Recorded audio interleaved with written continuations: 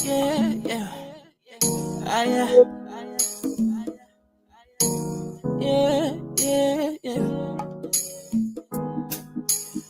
Say, Allah, eh.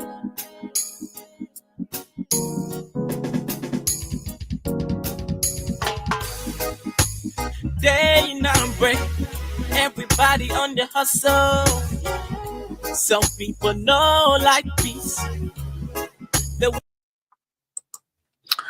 We have no copyright to this music, just serenading. Again, as stated last week, this is Quincy B, a young Liberian, talented, who left us so early. And everything he's singing about that he sung about 8 years ago is present today. Nothing has changed. Okay, nothing has changed. So we're going to start off with that. And then we have Coach Q here. He will be coming on. All right, here we go. Want some trouble? Crime rates on the increase. The government can protect the people. Hold up. No justice for the poor. Yeah. Look the way we're living. We're treating one another unfair. Look the way we're living. We're treating one another unfair. Yeah. What's the hope for the future?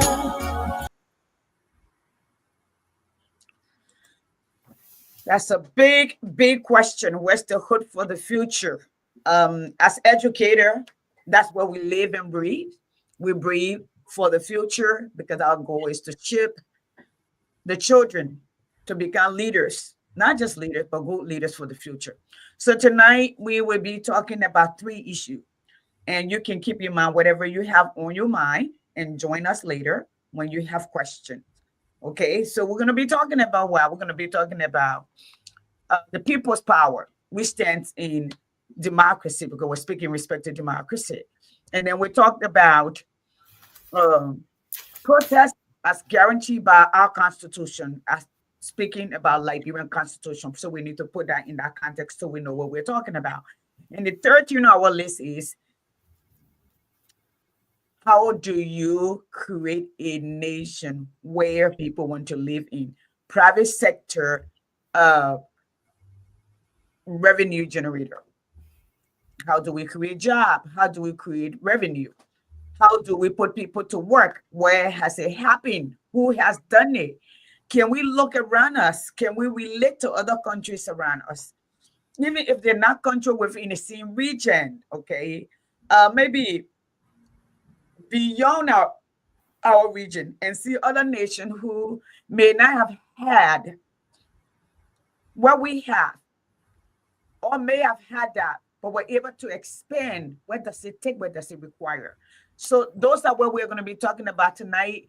Do some research, join up, give us an import, and I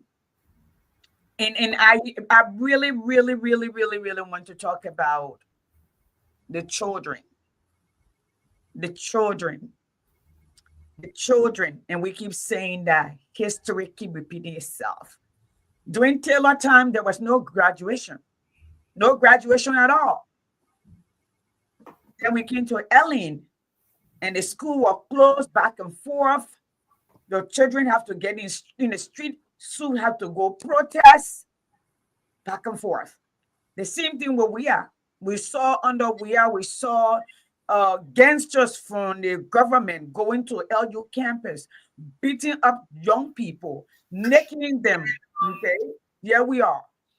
And then we are today in the man with 42 years of experience. So, Peter, let me say to all of you, welcome to Second Thought. Please join us, follow us, share. Let's have a conversation about our nation, and not just our nation, but the future of our nation and where we stand in this moment in time. Peter. Yeah. Thank you again for the platform and an opportunity to have this open conversation about where we are, where we ought to be, where we're headed, how we can change it, and what's going on in our country. It's always good to have a conversation about our nation, the well-being of our people. This is who we are. This is our life we're talking about. It doesn't get any better. Um, this is how it's going to be, and this is the only home we have. We have, yes, we now have an adopted home in America, but there are many, many others who don't have this option. Right. And here's the thing about that. I don't know if they quite need to have a second option as a home if the people who were stewards of our resources just simply did the job that they swore oath to do and not take advantage of our people. Um, I do want to talk about what we have in Liberia. I don't believe that. No, I don't believe. I know for a fact we don't have a democracy in Liberia. So if we're pretending to have a democracy and we don't have a democracy, then what do we have? And if whatever we have right now is that the reason why things are not where we think they should be? Is that why we continue to complain and struggle and suffer because we don't have a democracy? Um, yeah, I will argue that we don't have a democracy. I'll argue that we have an oligarchy. Um, and I want to go into what an oligarchy is and why that is troubling that we have an oligarchy and not a democracy. And we're simply voting new members into the oligarchy class, into the aristocracy. And that's what we have in Liberia. We don't have a democracy. Then if that's the case, then is democracy really important? Well, what we'll learn is democracy is very important. People having the ability to control their well-being and where they're headed and being able to pick and choose leaders, that is extremely important. As a matter of fact, that's the best form of government. So I'm looking forward to the conversation just so we can go into in depth as to what's going on and how we can change anything that we possibly can change. You're muted. Yeah, you're muted.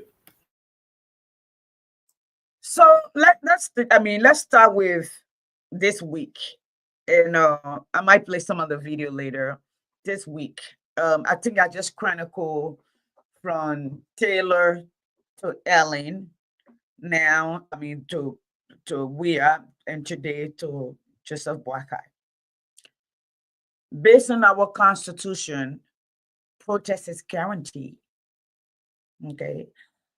And you can protest without cause according to our constitution. You don't have to have a reason. You can get up this morning and say, I don't feel good today. And I think I'm going to protest because I don't like the way Joseph Boakai breathed last night. I don't like the way the neighbor built next to my house. You can protest. Okay. In fact, today, since we are literally the carbon copy of the U.S. Constitution to some degree, today a student at one of the university in the United States was on his way to go pray, and he was arrested. Today, people are in the street protesting. Peter, I think I share it with you. The protest going everywhere. In fact, right now, if you go to DC, since about 2 weeks ago, the protest every day in DC. And nobody brutalizing anybody. No one is brutal. In fact, when you go to DC, every time, and when we're even seeing in DC, there's always some sort of protest going on. And the police are there to guide them. Okay. So the question that begs an answer is, why do Liberian children have to constantly protest for their teacher to be paid? And when this happened under Weah, the UP people that were in opposition said it was the children's right to do so. It was their right to do so. And in fact, most people stood in solidarity with the young people. Now, today, the children are out protesting. Now the UP-led government is saying a sedition that encouraging them. Okay, do we pay the teacher? Do our children have to go out?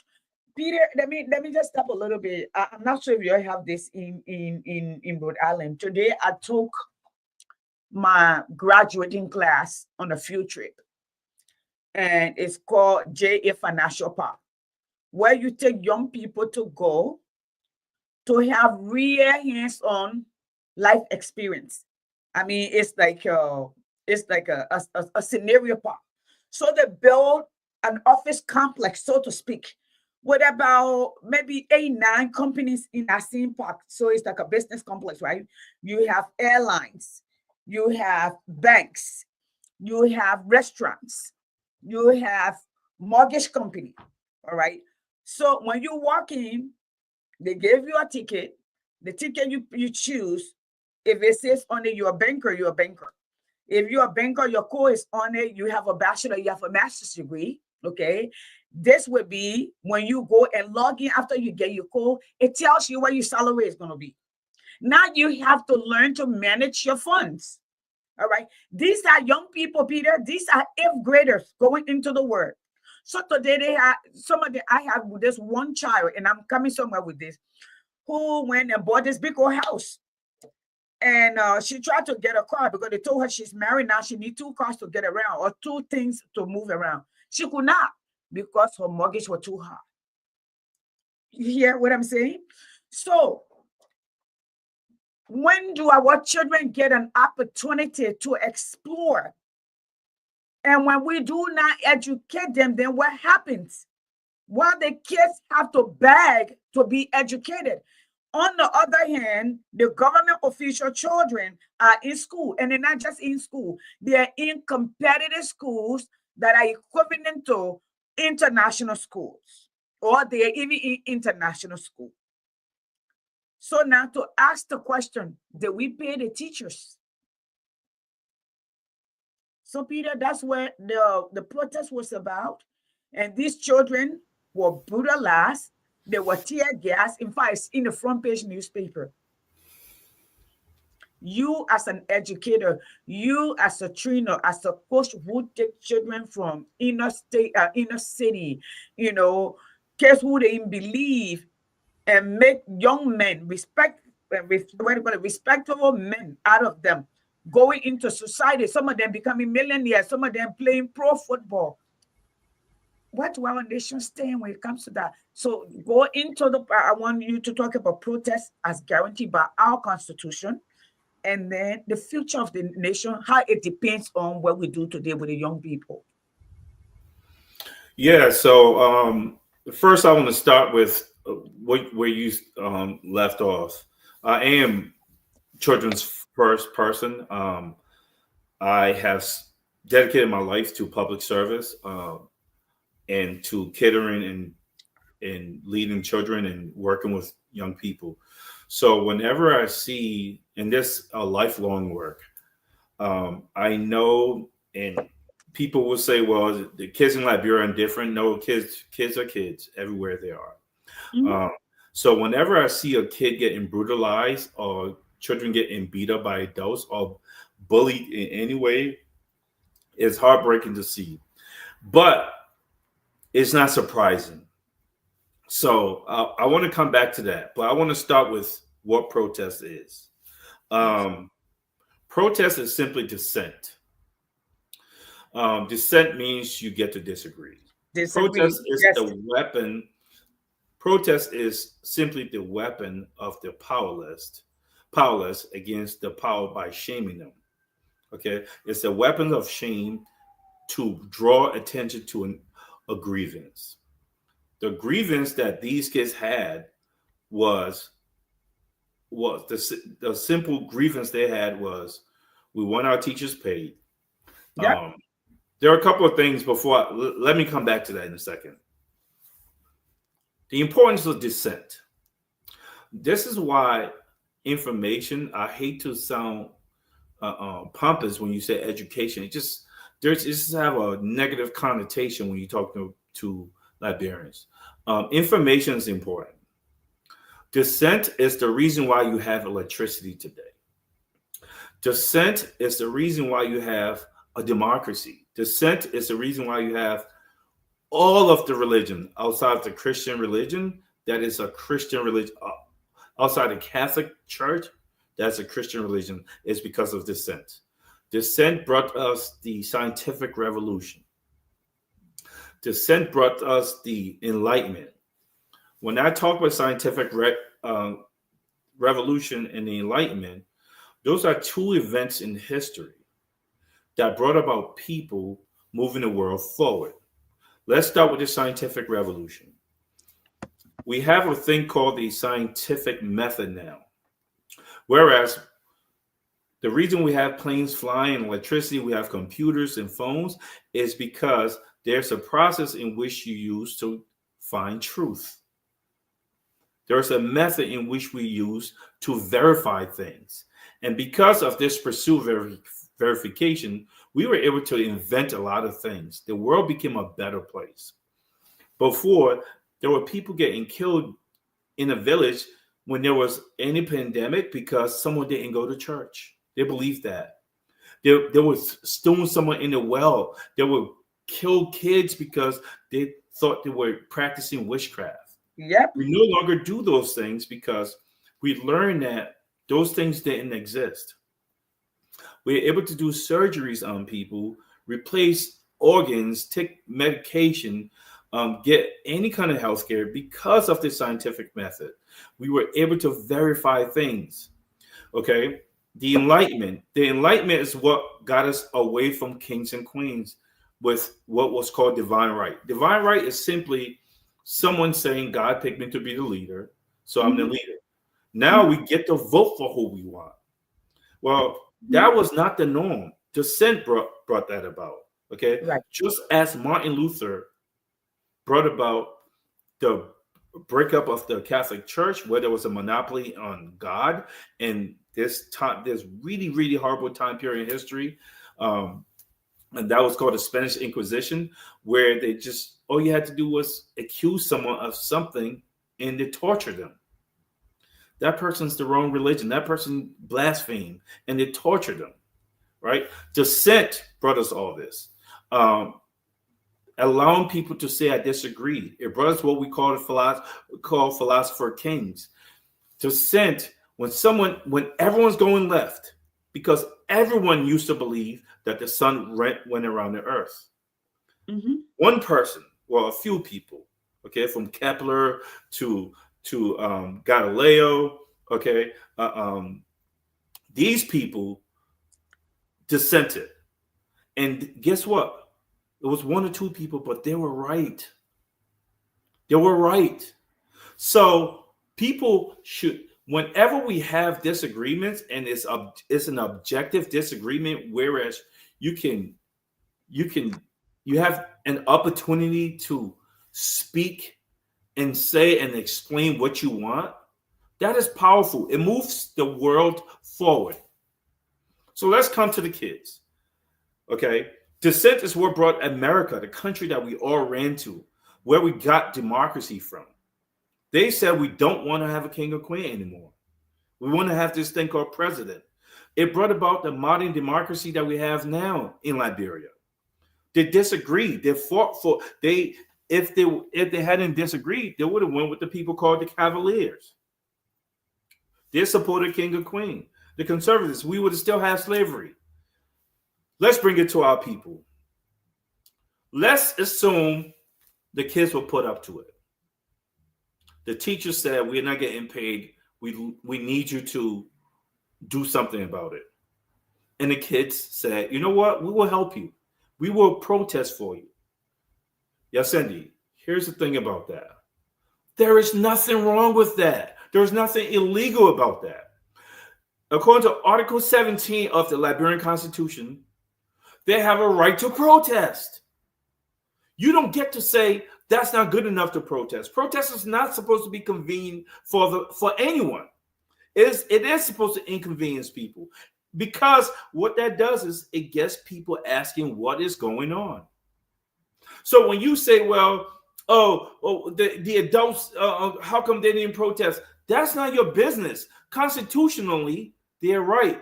Unless you're saying the rule of law don't matter. Now, if the rule of law doesn't matter, then maybe we should just have people come to your house and steal your TV and buggerize your home and take stuff since the rule, and you can't call the police since the rule of law doesn't matter. The rule of law is the rule of law. The law is the law. Article 17 gives them the right to protest. You have to allow them to protest.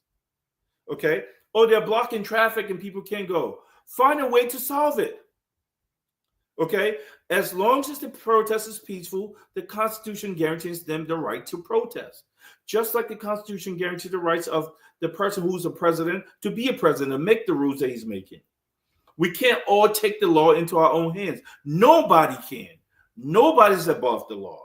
When you beat those kids up and you douse them with hot water, or people cheer that on, what you're saying and what you're doing, you're literally saying that it's okay to break the law.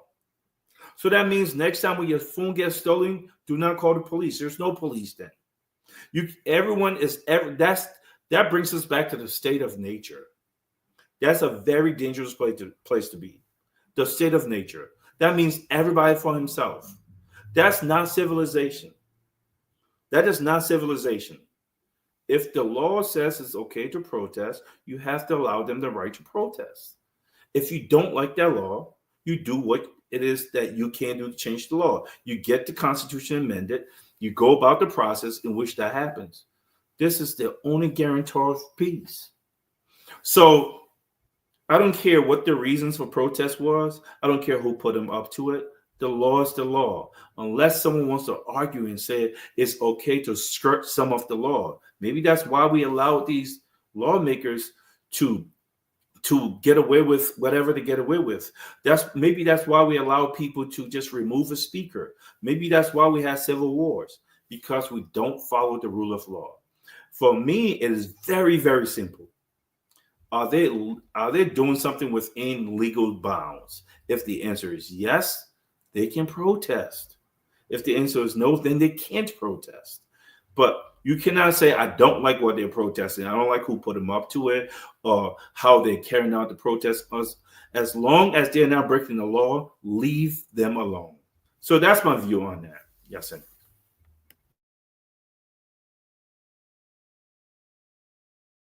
So we go to the next topic. I'm going to let you start from there. Our next topic was, we talk about the protests. Now let's talk about the people's power. So again, it all ties in, right? What is democracy? Do we want democracy or do we not want democracy? Democracy is just people having the right to make the rules as they feel that governs them. Again, Liberia is supposed to be a democracy. I think for the most part, we believe that Liberia is a democracy. But is Liberia really a democracy? Democracy is simply allowing people to make the rules that governs them, have a say in what governs them. Yeah. Okay. So now, what makes democracy work is the same thing that causes wars when you don't allow people to, when you oppress people. We are humans. People should have the right to express themselves and have a say in who they want to be and how they ought to live. Because the truth of the matter is, everything we do, life is about 100% is for people's happiness. So democracy allows for that happiness. Democracy allows for people to say, well, we stop at the red light. At least I had a say in whether I want to stop or not. At least I have a say in who made that rule. At least I have a say in whether I want to pay taxes or not, or I can move away. Okay, so what democracy does is it literally allows everyone to say their piece. If you're going to, because this is not slavery. Slavery and dictatorship is when you have one adult or one person or authoritarian government, when you have one person says this is what everyone's going to do, and nobody have a say in it. Think about that. What adult would want that? Which adult would want another adult telling them what to do and they have no say in it? What if we disagree with them? Well, you can't disagree with them. Well, that's a form of government. That's authoritarian form of government. That is a dictatorship. That brings about oppression. The oppression that brings about makes nobody happy. It causes wars. It causes anger. This is when we went through a civil war. A small group of people telling other people how they're going to live. Everything in our country, Yasendi, is for every single person in Liberia. We are all supposed to enjoy in the fruits of our country, of Liberia. So when you have a group of people that says, nope, only me and my family and a few other people who are politically connected because they wanted to be in government, they're the only ones who are going to be able to pursue happiness. They're the only ones who are going to be able to go to good schools. They're the only ones who are going to be able to jump on a plane to go to take a trip to a different country. Once you start saying that, Yasendi, you're in a bad place. Democracy is all about people's voices. It's about people's power. We need to allow people to speak their minds. Secondly, the next most important thing about democracy, the more minds we have at a table, the more decisions that we can make, the better off we are.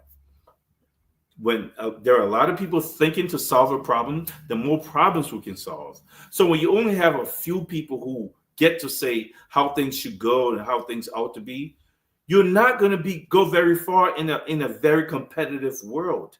And that's what this is. The world, we compete for scarce resources. Those scarce resources is the lifeblood and what fuels us as humans and as we pursue happiness.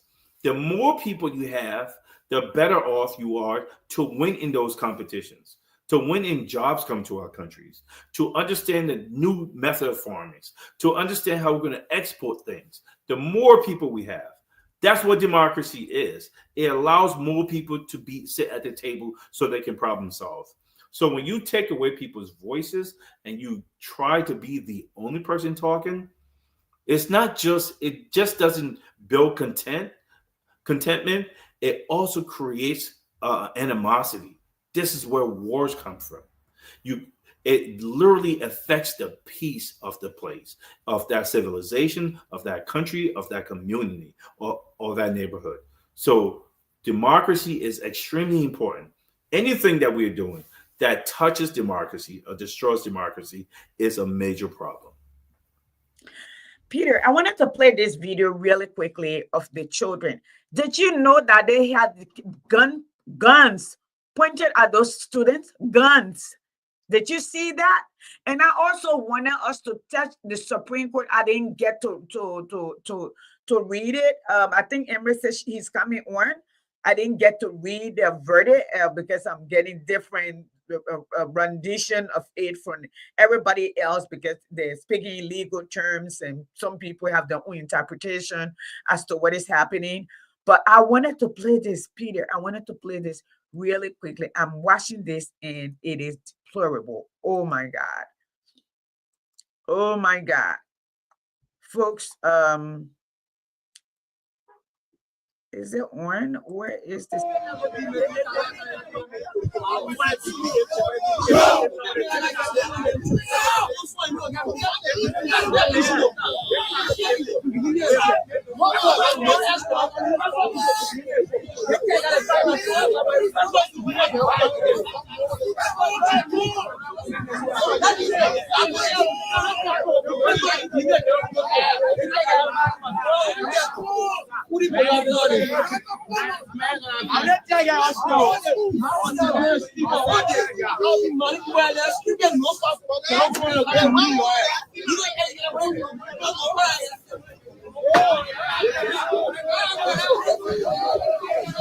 So this is how the streets look like now.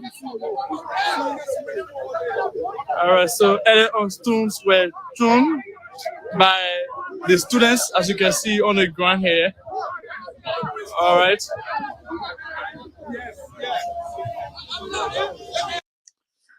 So we have no copyright to this video. Okay, it belongs to another network. We're just trying to bring that. I see that the news reporter is saying the student were throwing stones. I'm not sure of the background there, but I'm seeing police with tear gas. I'm seeing the kids with tear gas. I'm seeing a lot going on.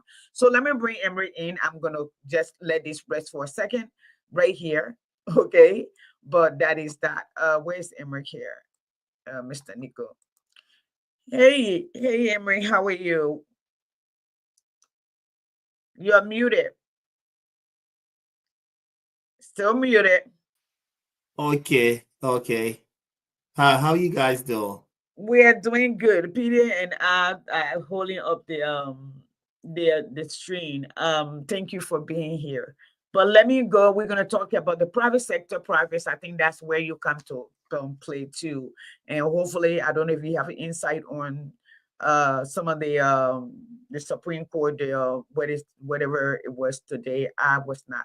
But I wanted Peter to see that the amount of police out there, resources used, wouldn't they have been prudent to pay the teachers?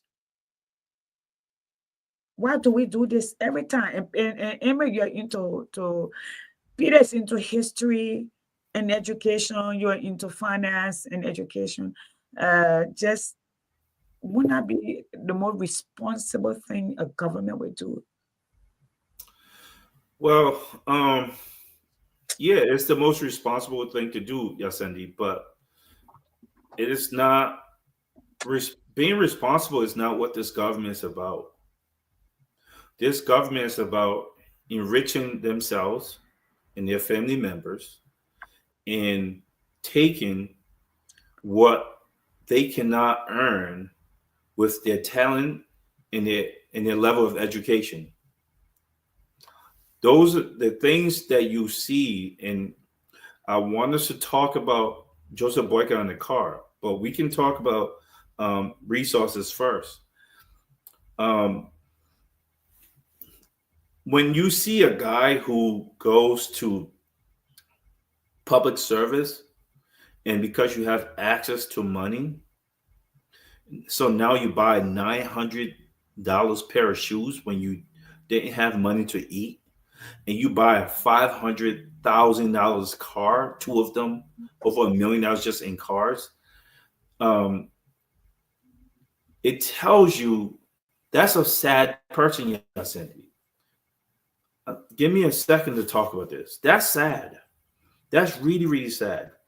I'll give you an example. There are people called new money and old money. I don't know if I've talked with this before.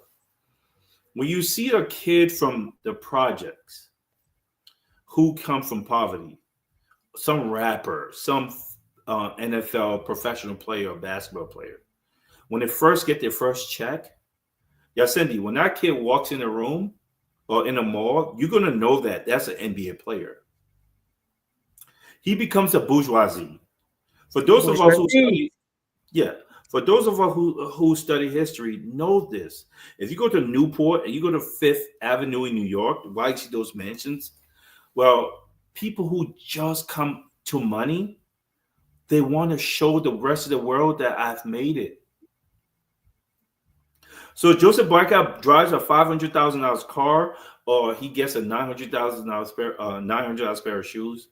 It saddens me. It breaks my heart because it tells me that this old man has been longing to wear luxurious stuff, the things that he's seen, for a very long time. Yeah, here's what we know. Those of us who have wasted money on cars, or like, after you drive the car for a week, it could be a Bentley. It could be I wanted a nice car one time, like recently, so I get a nice car. You know what? It's just like a Toyota. Just like a Toyota. One of my favorite cars is the Escalade. 2024 Escalade. You jump in it. Luxury seat. Luxury all over. Guess what happens after a while? After like a week of that car? It's just a car. It doesn't matter. If that's the thing that you need to be happy, Emmerich, it is sad. It is sad that you need to wear Gucci and Versace. That's a poor person's mentality. And remember, I told you guys, I wrote a post the other day. We should only elect rich people. When I talk about rich person, I'm not talking about money. A person who don't think they need a $800 pair of shoes.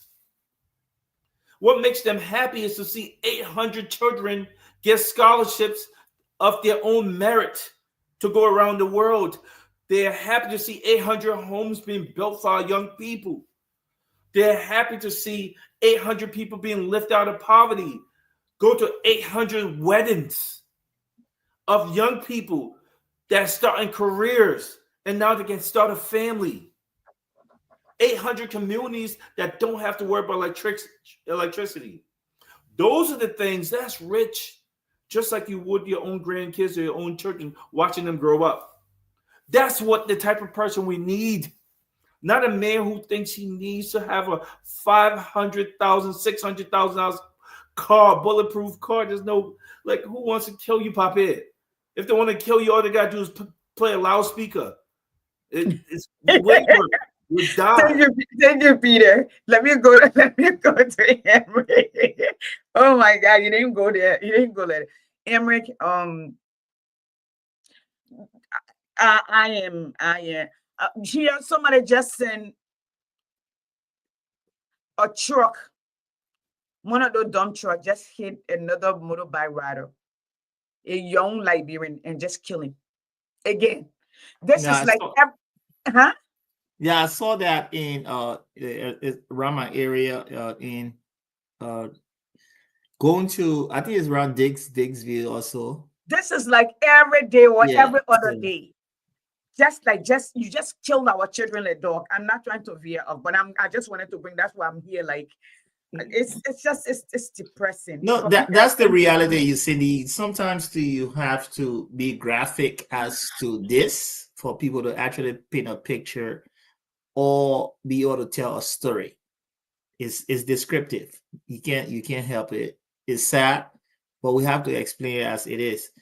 If you look at what's happening in the country, right? It's let us be realistic when it comes to the finance, the economy, the budget, and everything of our country.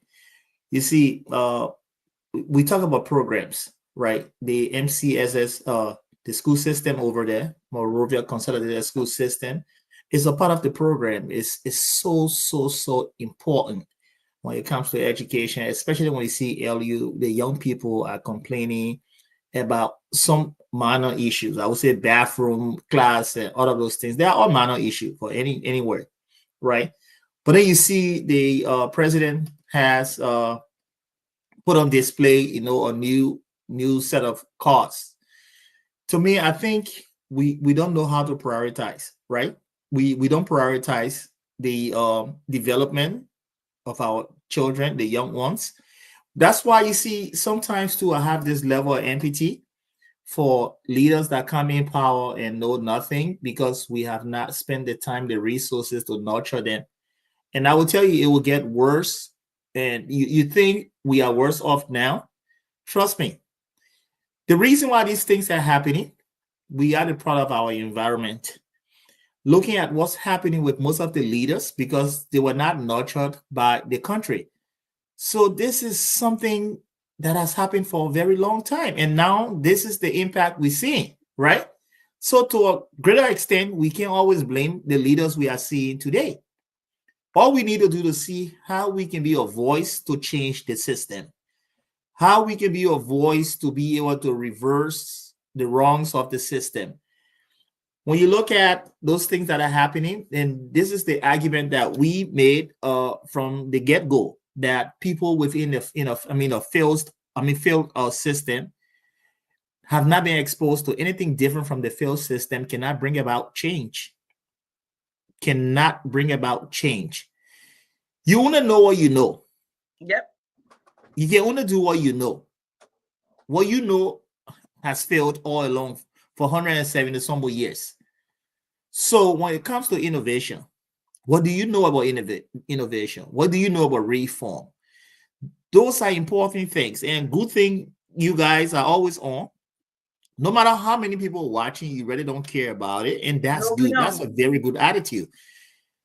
And I keep saying, the reason why some of us, we get busy certain times of the year, okay, and that's the reason why. But I'm not, staying away because I just want to stay away. It's just so busy at this time. You see, it's sad, very, very sad. You complained about President George. We have former President George. We said he was incompetent. We agree. We all agree. But when you come in, there should be a striking difference between your government and his government, right? We should be able to see your behavior, your practices, your behaviors, your practices. We should be able to see a big difference from the start. We're not saying that it's a quick fix from day one, but we should see a big difference to show that you have had 40-some years of experience. Emery, let me just ask you something. I hear the big difference.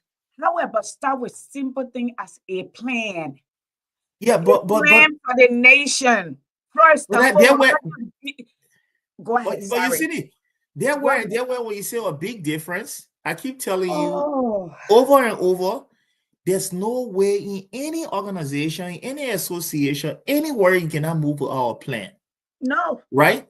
And the plan will have to be, you see, when it comes to a democratic system, everybody's supposed to participate. So when you have a plan, everybody knows your plan. You have sold your plan to the people. In 2 months, you have controlled the expectation, right? In 3 months, you have controlled the expectation, because from day one, you say from day one to day 30, people will know actually what needs to be done. So they won't be taken by surprise, right? In 6 months, people will already know what should be done. So that's how you control expectation. Real leadership, they move by plans. Real leadership, when it comes to budget and so, they're all part of the planning. And that's what's happening in our country, because we have not had real leadership. We've been short on leadership. We don't have leaders. This is the problem with Liberia, and the voters are keep making the same mistakes, right? We don't have leaders because we don't have the people that have gone through the different experiences to be leaders of our country. Let us be real. I was one of those that sat down and said, it's wrong to put people that have not done anything, have not acquired anything in life, to put in leadership. It's wrong. Even wealth, it's wrong to put people there, because when you have come from a very, very poor background, we're not saying when people have money, then they can be corrupt. But you can easily be corrupt. You can easily be corrupt if you are dead, broke, poor, never had anything, and you want the good things in life. All right? Like you're saying, right? Look at the president right now. If you're somebody who could afford any of those things on your own, you could have made that sacrifice on your own in the name of Liberia and say, I can't afford this on my own. Let me just buy it on my own to save the country money. That's just... Hold on, though. This man made millions.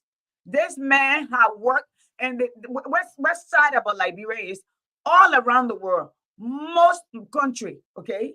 People go into private sector, build themselves, and they go into government at last as a service to their nation. In Liberia, it's reversed. The moment they jump in, they never leave. It becomes like an entitlement. But you see, this is where we call being a responsible adult. Fiscal discipline, right? If you cannot take care of your own resources, you're so irresponsible. There's no way you can be in leadership. Leadership is not for irresponsible people. Leadership, if you worked all your life and you did not find a way to save to take care of your, after retirement, it's almost hard to make a case that you're going to be able to mentor other people to do that. There's no way you're going to make a case to be able to give other people opportunities. So the issue of Liberia, I keep saying, whether we like it or not, it's not from the people to fix the problem. It's from the leaders. Everywhere you want to find fixes, everywhere you want to find change, it starts from leadership. There's no way you're going to have change just from the people. It's impossible. It's impossible. So when people keep saying, oh, we blame, I understand when you say you blame the people, but if you have not equipped the people, you have not educated them. Look at the schools today, you see the children. They are protesting. They're not breaking windows. They're not destroying anything. They're protesting. They said, But the same government, right, that criticized the CDC-led government on not allowing people to protest, you would think that they will allow the children, even provide security for them and protect them, right? Yeah. You would think they would do that. But it's sad to say it's a big disappointment that they were protesting, not causing trouble, and they ended up like that. So we keep saying Liberia's issue. Let me tell you this. When you have real leadership in Liberia, whether people like it or not, it's a fact. Until we can think differently, until we can act differently, when you have real leadership in Liberia, that will be the beginning of change. And no joke about it, because if you look at our landscape, our population, you look at the advantages, we have the young population for workforce, and so it's so easy to develop that country. But people make it seem as if, and these are people that have not done anything in life. They'll kind of tell you, say, they person can make it, they person can make it. What have you done? To sit on the Palawa Hut or LU Pensoni and then talk all day? You don't know. These things are all easy to do. When you have a system, like you say, you have a plan, it's all easy to do. No, the human being, it's easy to control us. It's easy to discipline us. Especially in Liberia. I'm telling you, it's easy to do that. Once you see leadership, people in leadership, they start to exemplify those things. They start to live that way. Let me tell you this. The woman in the back can say, but if the minister can do it, you think I'm stupid to do it? The motorcyclist will say, if the leader, if the senator over there can do it, you think I'll go and do it? It simply means that most of the law that are being broken today by the leaders. And that's the reason why it's so impossible to change our country and develop our country. Once the leaders start to exemplify good behaviors, good tenets, good virtues, and so you will see the country will move forward. It's not happening because of the leadership. The leadership we have, they have not experienced anything outside of the failed system. And that's the reason why we are having it. And we think that is a joke. Once we start to elect the same leaders that know nothing else, never be exposed to anything good, we will still have these problems. So I'll let you go ahead. Thank you. I'm going to let Peter come in. And in fact, I was just looking right now. I see that the vice president is in France for Nutrition for Growth. He was just here for, what do you call it, some summit. Now he's in France for Nutrition for Growth. Your people even got food. Your student, what are you doing in France? What was the plan that you brought here that you're talking about electricity? I don't. Look, Peter, I need some time off. Peter, and the thing about it, you only need less than $200,000 to pay the instructors, right? You need less than $200,000 to pay them. But he bought a car for $1 million. So you imagine that. So we keep saying we don't understand our priority, right? We don't understand because of failed leadership. The leadership does not understand how to prioritize, scale of preference. It's so simple, scale of preference, to know what's important. Okay, so I'll let Peter go. Peter, yeah, please. Well, then I would jump in. I would jump in exactly where you left off, Emmerich. You said a couple of things that I want to regurgitate. The products of a system cannot bring about change. They can't. You have to have a different set of experiences. How would you know about change? Right? I will also want to disagree with Emmerich that when he says they don't know how to prioritize. I disagree. They do know how to prioritize. They're prioritizing themselves. Yeah. They're selfish. Yes. 100%. I think they know. I think they know that when you you put money into stuff. Emmerich, what does it say? A man. How do you know what a man values? What he spends his money on? Yeah. What a man spends his money on, his time on? You don't need to look far. You'll know exactly what he values. If you see that man buying a bunch of sneakers and cars, those are things he values, material things. If you see him spending on his family and his kids and a home for them, that's what they value.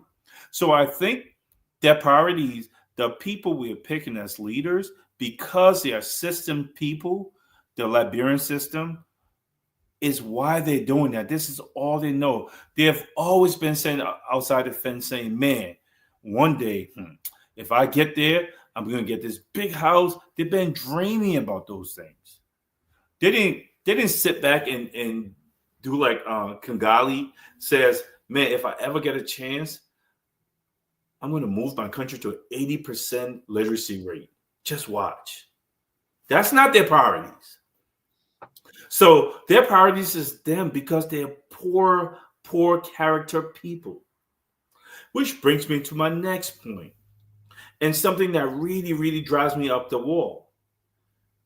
How do we know their character, Yasendi? How do we know their character, Emmerich? Well, one of the ways you get to pick a good leader is you have to vet the leader. How do a general public that have never met this person get to vet them? You get to ask them questions and see how they respond. If the person ducks interviews and questions and then expose themselves to the public, and we let them get away with that, we are literally allowing these con people to come to power. We are literally allowing these conversational terrorists, and nothing makes me angrier than that. We knew this man was a fraud, but he got to escape us exposing him because he would not expose himself to interviews, to answer real questions by real journalists, to talk about the whys, the hows, and the whens. He gives you an acronym and nobody asks him any questions. He comes back from a visit and he tells people, you guys can only ask me 3 questions. 3. He does no press conferences. So how will we ever know what this man didn't know? It's not just Boycott. I'm talking about all of them. The only way we can know what these people know is when we get to ask them questions. And my biggest issue with these people are the conversational terrorists. The people who will come on social media and see anyone who's critical of this man and say, oh, shut up. It's just because you want a job. Oh, you're only saying that because you're jealous. Oh, you're saying that because you're homosexual and your mama's this, And now the whole conversation devolves into that instead of talking about what really should be talking about. This man couldn't tell you an economic plan that he's following because plans starts with a vision. My vision is to see a country here. So my vision is $2 billion. That's Cummins' vision. All right, if that's your vision, $200 billion, let's start asking questions. What is step 1? Then you tell us the plan. The man doesn't have a vision. No one pressed him on a vision because he wouldn't allow it. Not only will he not allow it, his handlers will try to silence people who were trying to speak against him. And Yasendi, here's what really drives me up the wall. He gets away with it until he's in a position to make decisions for our family members. And then we regret it. He gets away with it. No one gets to say, how's the budget going to work? When do we need to pay down our debt so we can have a higher credit score to do this? Where are you going to get the money to do the roads you're talking about, sir? Are hospitals important to you? When are you going to build those? Do you have an educational worldview? Are we going to have STEM schools? What does that mean to you? How and when are we going to do that? Or are you going to ever do that? Electricity, you have Mount Coffee. Okay, in the dry season, electricity goes out half the time. Are you going to fix that? What method are you going to use? What's the time frame here? We don't get to ask him any questions because he never exposes himself to it. And when you try to ask in the general public, instead of us having this intellectual conversation that we're having, they think they can go gutter on you and they will just shut you up. They're conversational terrorists. And for me, that's the biggest. Those people are destroying the fabric of our country and keeping us impoverished because we're allowing them to get away with it. Yeah, Peter, you're right. They don't want to. They avoid the conversation because it's not substantial. They don't know it. They don't know how to debate the issue, and it is a fact because I think, to me, they're going to do the country well, right? To get on these different platforms and debate the issue. They cannot do it because they just don't have what it takes to move the country forward. So they send these minions around to be able to be attacking people, and you have to sometimes to discern that they want to take away from you.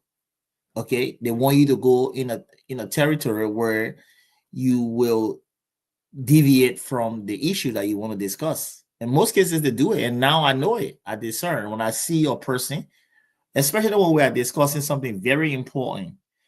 You come in with something that not essential to the growth of the country, not essential to the young people, not essential to the improvement of the lives of the people, the upliftment of the lives of the people. Nowadays, I know how to stay away from it because that's all they want you to do, to move away from that discussion because they don't have an answer. Peter, they don't have an answer. So when you keep pushing them on that, I will tell you, they leave the conversation. So you're right. But I keep saying, one way or the other, we have to change our strategy when it comes to the issue, the real issue, bread and butter issue. We have to focus more on it to see the intellectuals, face some of us to discuss it. And there where I'm at this point in time. So, Emerick, let me jump in real quick, right? And I want to jump in exactly what you're saying. So we are on this platform a few weeks ago, and a person comes up and says, "Oh, you guys don't know what you talk when you're wrong." So Yasendi then say, "Okay, let's add you on," and then they run away. I think you were here that day, Emerick. And then they run away. And to me, Emerick, that is as bad as this is a well that everyone in this community drinks, and you're literally throwing feces in it. And you're poisoning the water. And people's children have to drink that water. And there are people getting sick because you're doing that. I'll give you another example. The Mo Ali thing.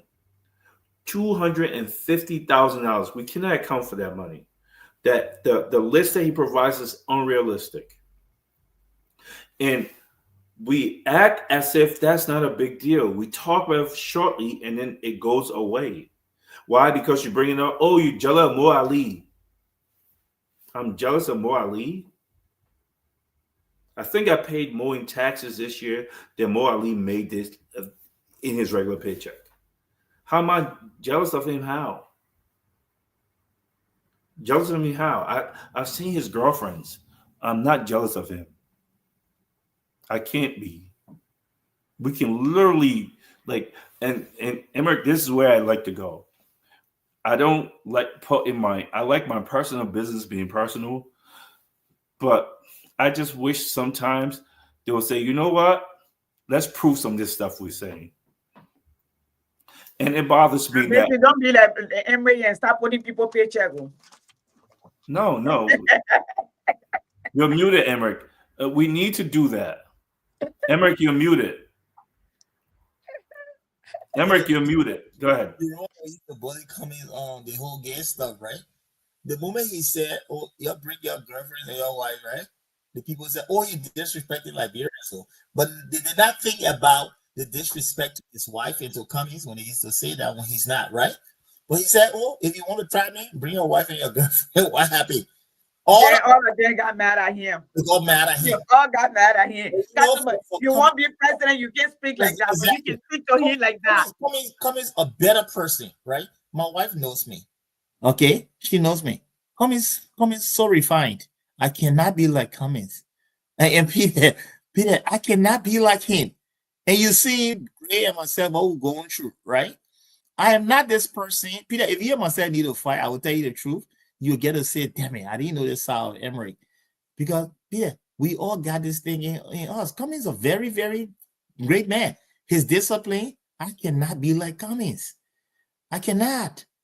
That's his upbringing. He's a nice, very respectable. He respects everybody.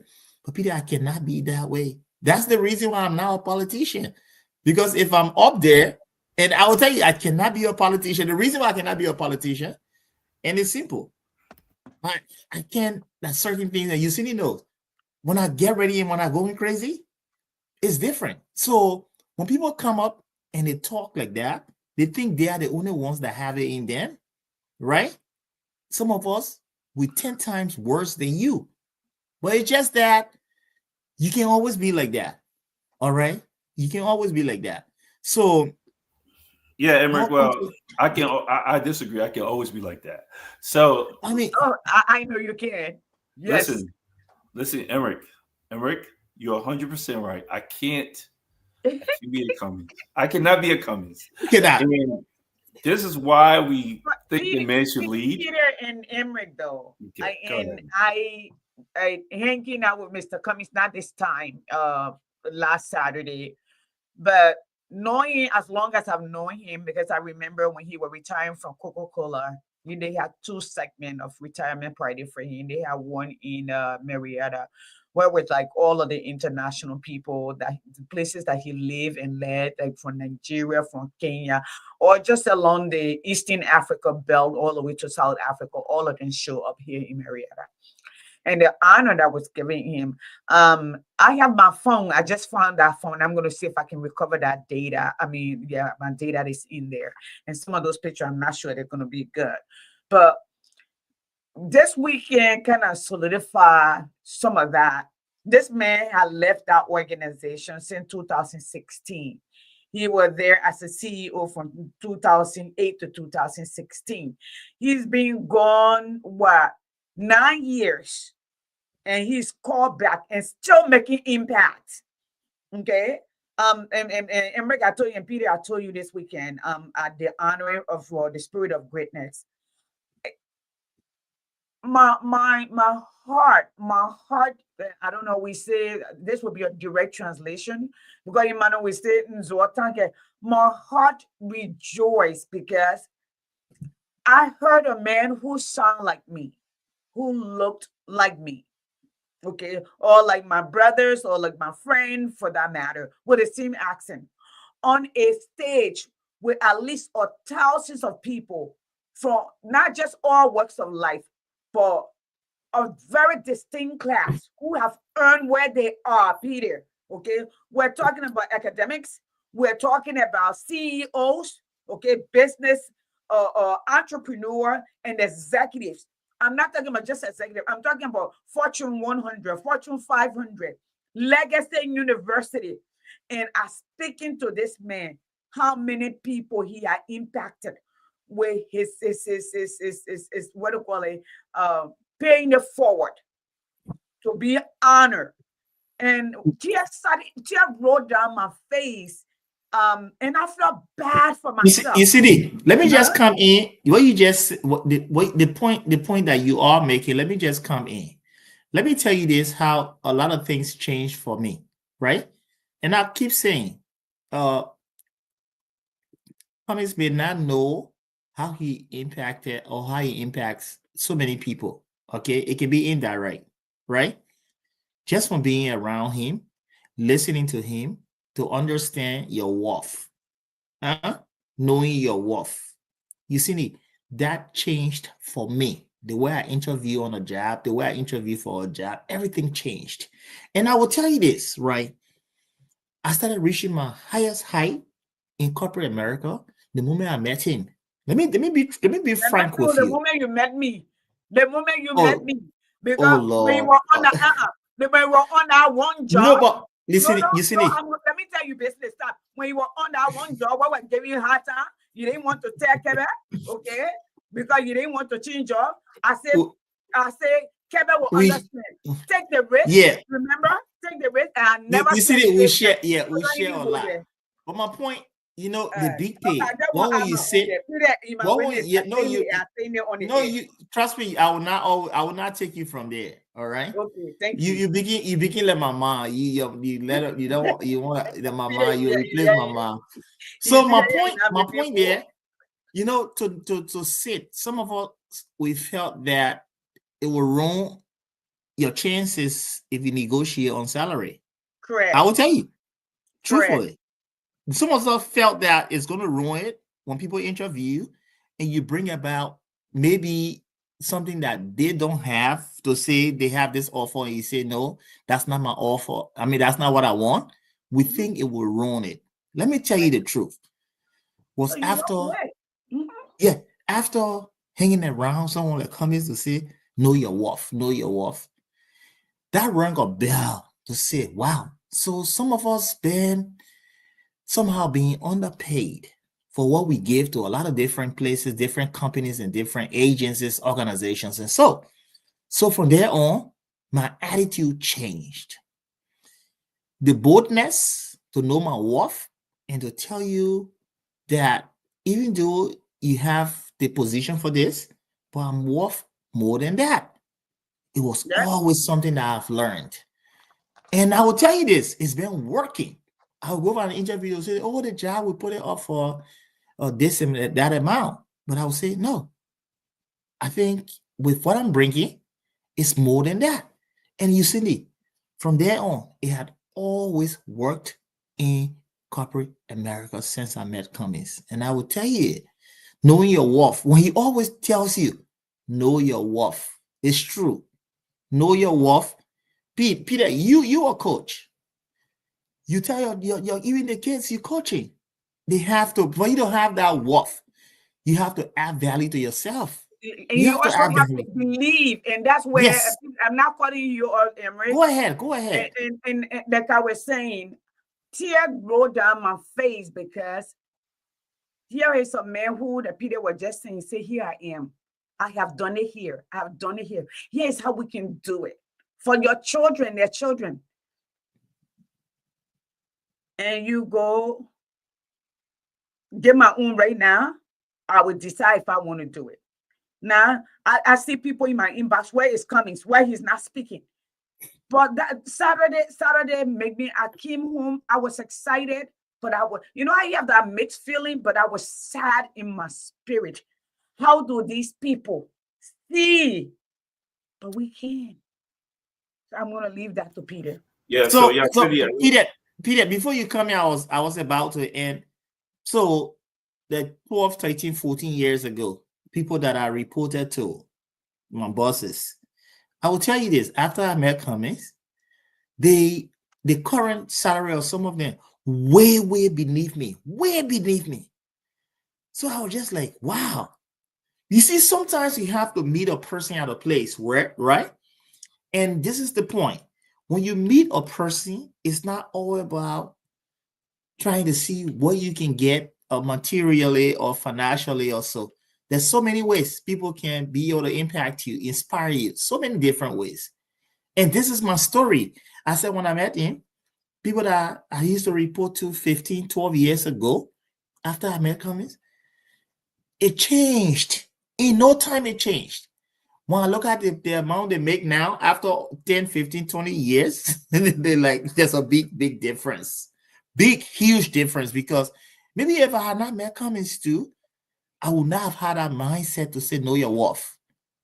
You have to know your worth and you have to value yourself. You have to know, you have to add value to yourself. Those are the things that I learned. So, Peter, I will let you go and thank you, Yusini, for the time, though. yeah. So yeah, we're gonna finish up. Yeah, go ahead, Peter. Mhm.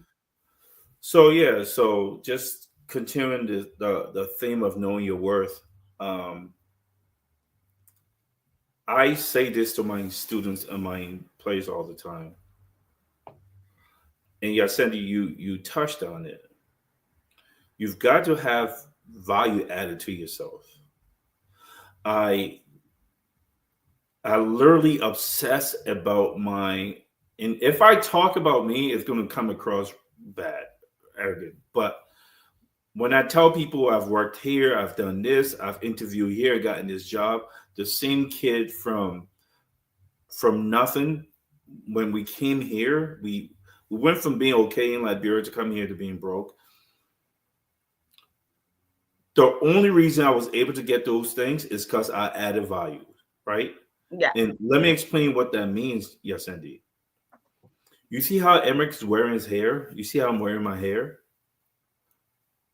They don't want that in corporate. They don't want that in Ivies. They don't want that. You can't show me people on TV right now. Show me one coach that wears his hair like this. Or even on black women, they have to wear that hair hat. They have to. When you know your worth, you get to say, no, I'm going to rock my nappy fro. But when you interview me, I'm going to blow you out. I'm going to blow you so far away that that's not even going to matter. Because I want to be able to be myself. I want to be able to wear my hair like this. I don't want to, and there have been times when I had to cut it to get certain jobs. I have. But I know my value. So when I get there, it's just hair. It grows back.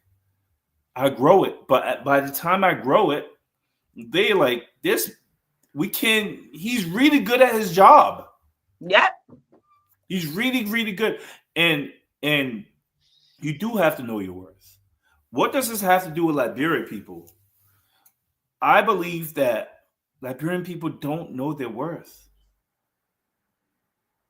I don't think we do. I don't think we understand the importance of, in a democracy, that your voice matters.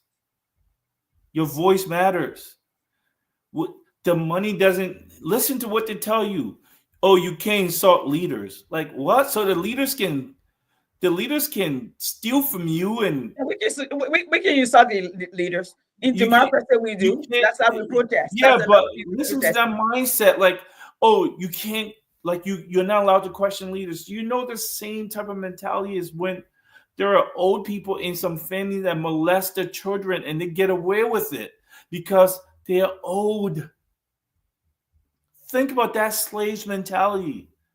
This man literally has a $600,000 car. Young Congo learners bring to him almost $700,000 a year, or more.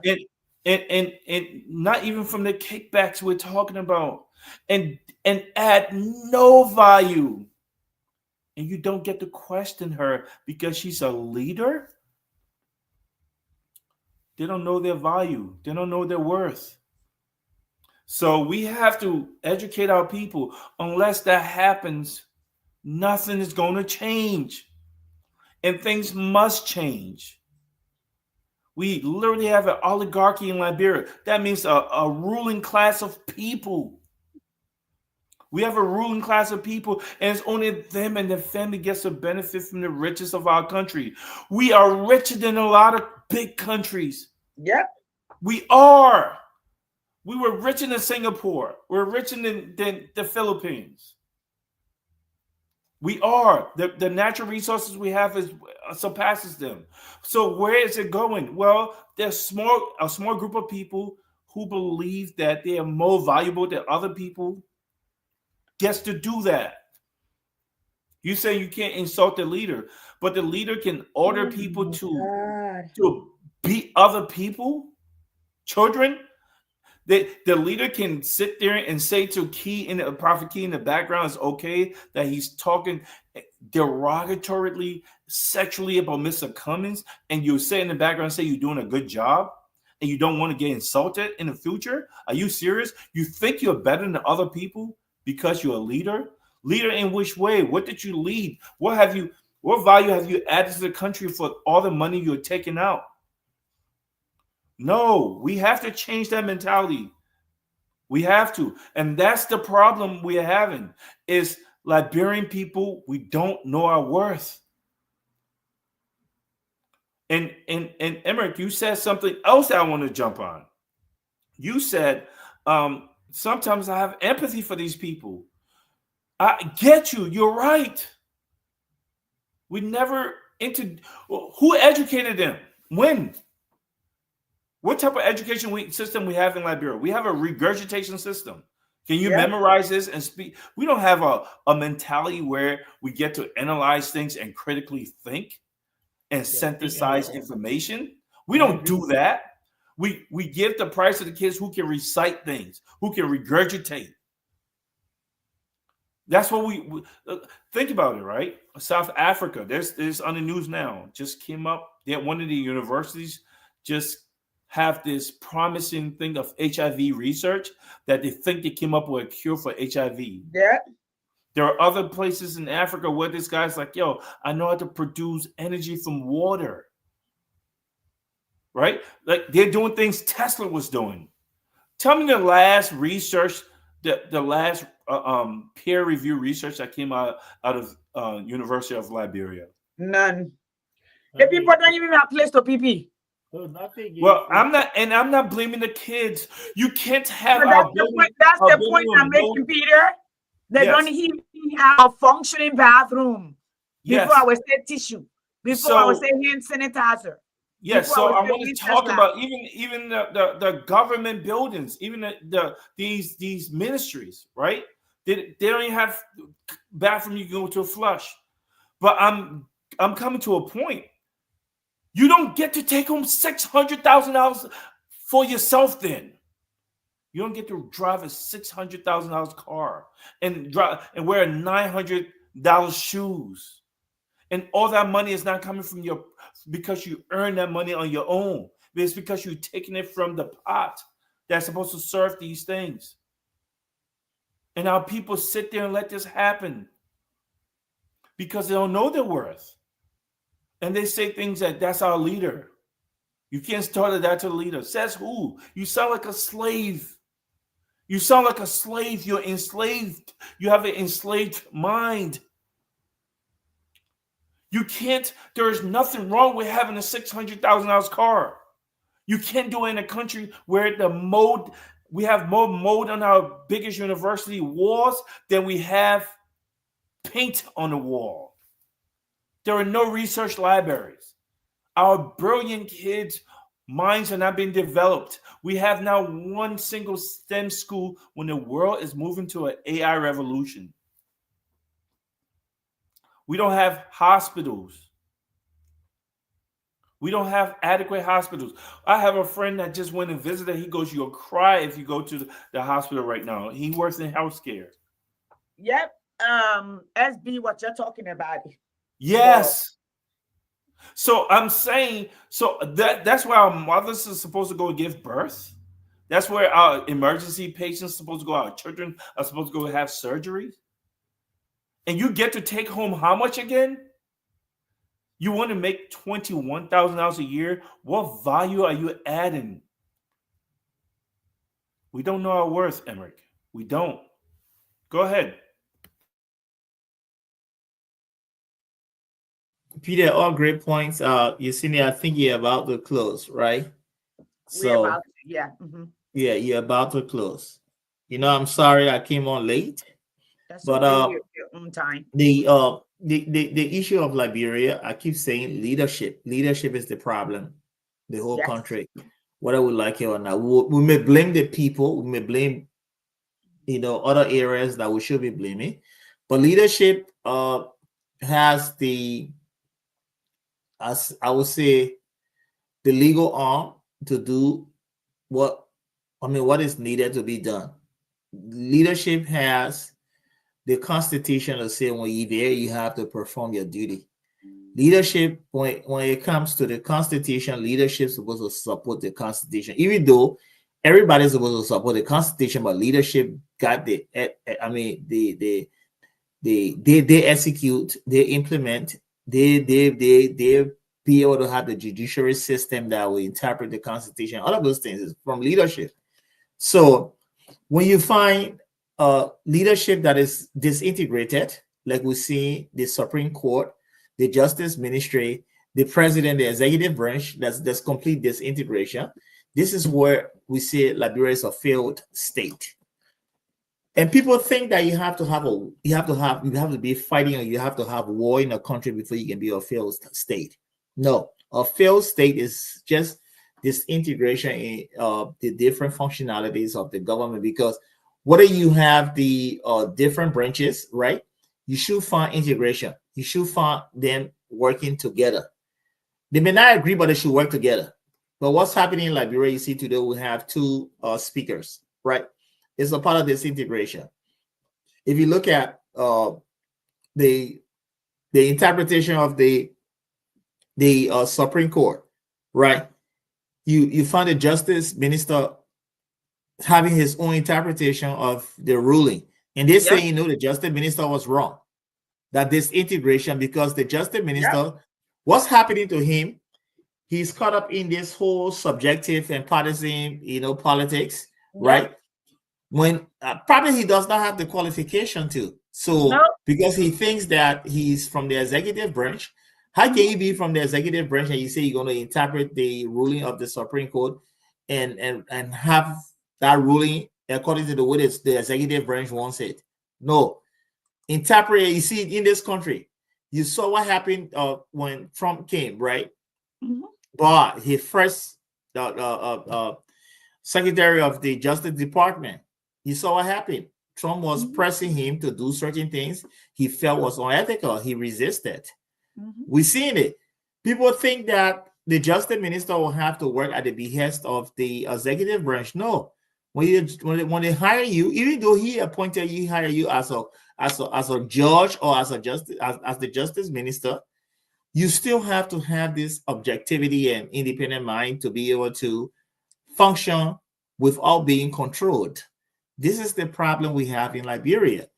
And I think it's, to a greater extent, it has to do with the lack of competence.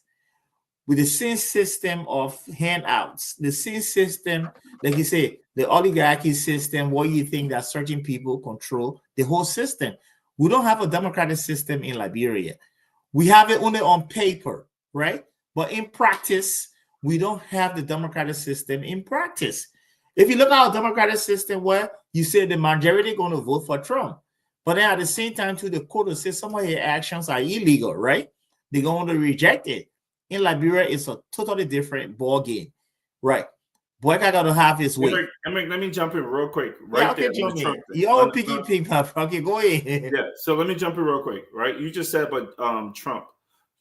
Today, last week, the federal court judge stopped Trump from deporting people without due process. Right? So I wanted to point that out. So now he appeals it, and then another federal court upheld what that lower court says. You can't be deporting people, these migrants, without due process. Okay, so even him. But go ahead. I just want to point that out. There where I was going with this, and you just made a great point. There where I was going with this, right? You see how the judges, right? They are working based on the law, right? They are synchronizing based on the law. They're working in synchrony based on the law. In Liberia, totally different. Totally, completely different. And you listen to Vanny Sherman, Councilor Vanny Sherman saying that, it's a democratic process, the majority. It's so stupid. Yeah, but the point there for you to be a lawyer to say the majority, it simply means that you can infringe on the rights of the minority. No, nowhere. No constitution will tell you. Constitution will tell you the minority and the majority, they have equal rights, because the law is the one, the constitution will support who's right, who's wrong. So you can't come on and say the majority because the in majority. So it simply means that in a household, and saying because you and your other three brothers agree on something and the other one did not agree on something, that person is automatically wrong. That's what Vanny Sherman's saying. Vanny Sherman, that was a stupid point to even lay out, out there. And I keep saying the problem of our people. Vanny Sherman are always being anti-Liberia. He's only what Liberia can get for him. when my just 1 second, when my uncle worked for almost 30 years for Chase Manhattan Bank, you know, Chase Manhattan used to be in Liberia when they got ready to leave and they needed to pay them off. Vonnie Sherman said they should pay them in Liberia dollar. Although those people have worked and were paid all of their services in US dollar, they had to go to the table to negotiate because Vonnie Sherman was getting his cut. Most of the bad deal in Liberia is Vonnie Sherman. I'm glad the people voted him out. It's just the guy, another rotten people there. That's how he's been. That's just who he is. He's corrupt. B-Boy 1, B-Boy 2. And B-Boy, Bwaka were part of the B-Boy. But I'm going to stop here. I just wanted to bring that. No, Those but are the people who care for Liberia.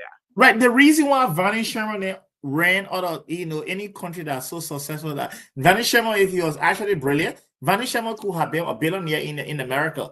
Correct. I'm telling you, because so many people came to this country, right, from different places, and they became millionaires, billionaires, easily. But Vonnie Sherman, the reason why Vonnie Sherman, they all ran from here, it's not because they love Liberia. No. Because they could manipulate the system. They could, Correct. they could do at will. People felt that this whole thing, they came from this school and that school that are prestigious. So that's how they ran to Liberia. All right. But if you look at Vonnie Sherman, you listen to Vonnie Sherman, you can load that, you can just tell that this guy is poorly informed, poorly educated. And that's what happened. He's just dishonest. He chose to be that way. Well, you see, let's forget about the dishonesty. You can be dishonest, but you can push a point for the public to know that you learned something, right? Right. Mm-hmm. You can be dishonest, but you can push a point for the public. What I mean, you can be highly articulate and you can support it on the basis of the Constitution and so. But Vonnie Sherman presented a very, very, very, very poor. Vonnie Sherman, you can't talk about the Constitution. You talk about, you bring in supposition, you bring in hypotheticals. Vonnie Sherman was talking about hypotheticals. The majority, in a democratic system. It simply means that Vonnie Sherman did not even learn the Constitution, did not even know about civic education and those things. Because I will tell you this, you see, the rights of 3, 4, 5 people is the same right as one person. One person. The right is one person. Right, whatever the law says, what it is. No difference. And and the thing about it, no, Peter, go ahead if you want to come in. Go ahead. Yeah, so Eric, Vonnie Sherman went to the Supreme Court and tried to argue for the tyranny of the majority. Yes. That's what that's called in democracy. Yes. Anyone who studied any kind of, I was on a pre-law, I didn't go to your procedures law schools in Liberia, but it's called tyranny of majority. What democracy is the will of the majority, protection of the minority through legal process. So there are 2 prongs that must be satisfied for what Vonnie Sherman was trying to argue. First prong, you must have quorum. True. Check. You guys have that. That quorum must be presided over by the speaker. The speaker. If you don't have the second part, the first part doesn't matter. It's invalid. You can charge your car battery to 100%. 100% your car battery can be charged. If you don't put the positive and the negative, guess what? The car's not going to start. Right. Go ahead, Emily. But for the second part to happen and be respected and be allowed, you have to go through the rules to remove him. And this is where the Supreme Court, I said, the Supreme Court was clear, right? The Supreme Court was clear. You have to remove him. The Supreme Court is saying, we have a speaker. If you don't go by your rules to remove him. That's all the Supreme Court is saying. And Liberians, I see, they want to have the twist and turn in the interpretation of it. The Supreme Court is saying, Fonani Kofa is the legitimate leader, speaker, until you can go through the rules to the letter of the rule, right? To remove it. Exactly. That's what the Supreme Court is saying. Exactly. So the contention there, back and forth, they keep missing the key point. The Supreme Court is saying nothing is done until you can follow your rules to the letter to remove him. That's all the Supreme Court is saying. Yes. So you see the reason why I don't get into these debates, because they want you to get into it to bring more complication. But I look at the main issue. The main issue there, the other alternative is not there if you have not gone through the rule to remove him. Then he has to sit. Whether you like it or not, if you have a quorum, he has to sit because legitimately he's the speaker.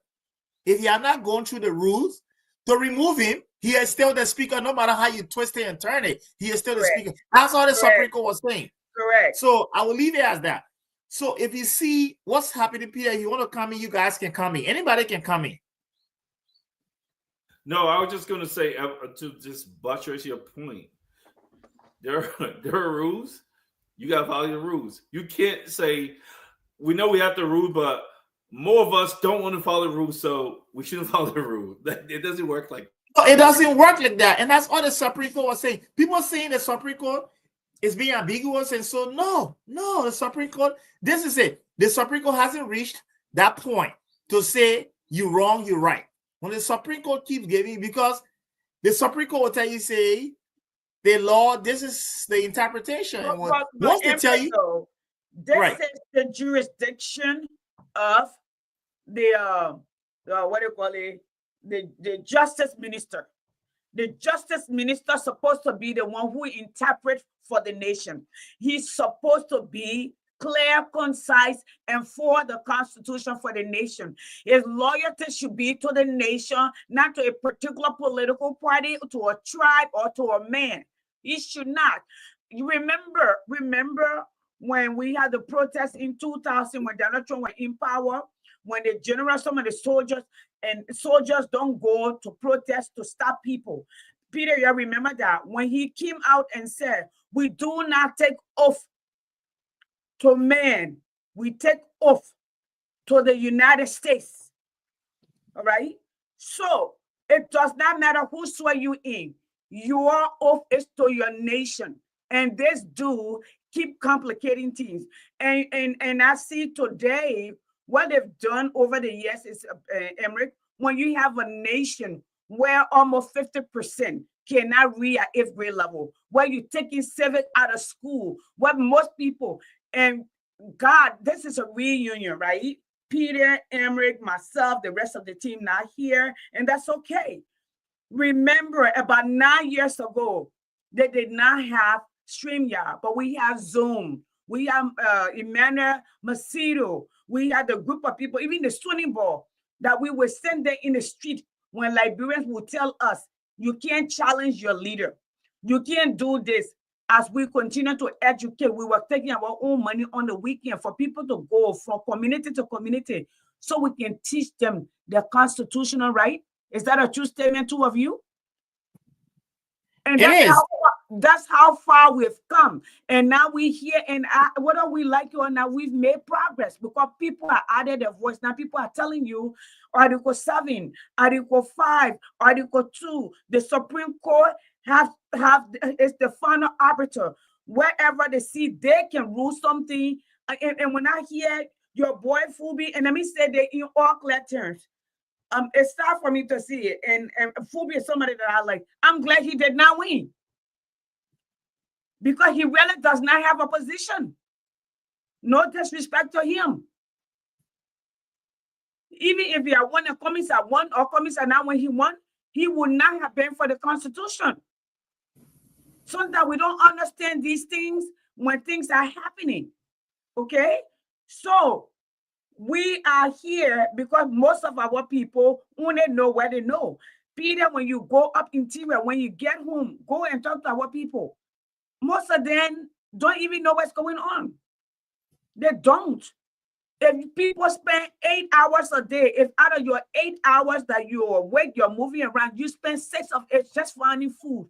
Sometimes trying to be right does not really matter. It's about survivorship. So yes, and let me jump in real quick. You say you like Fubi. I don't. I didn't know Fubi enough to like him or dislike him, but the more he talked, the more I realized that exactly. In my circle of friends and the people, I wouldn't even respect him intellectually, so it'd be tough for me to like him. It doesn't mean that I would dislike him; it would just be tough. Like we would not have too many conversations that go. No, I would dislike him. I would dislike him because he's stupid. Yeah, well, I don't think we'll have too many conversations that will go past a few minutes just because we're not going to be seeing the world the same with this. We're not going to be seeing reality on the same level Right. of things. That's all I'm saying. All right, guys, Liberia is exactly where America was in the late 1800s. If you give me 1 second to explain what I mean. In the late 1800s, early 1900s, before we go there, one of the questions that I often ask my students, why has America's Constitution endured since 1776 to now? America has had only 27 amendments to the Constitution. Why has it endured to this point? Why?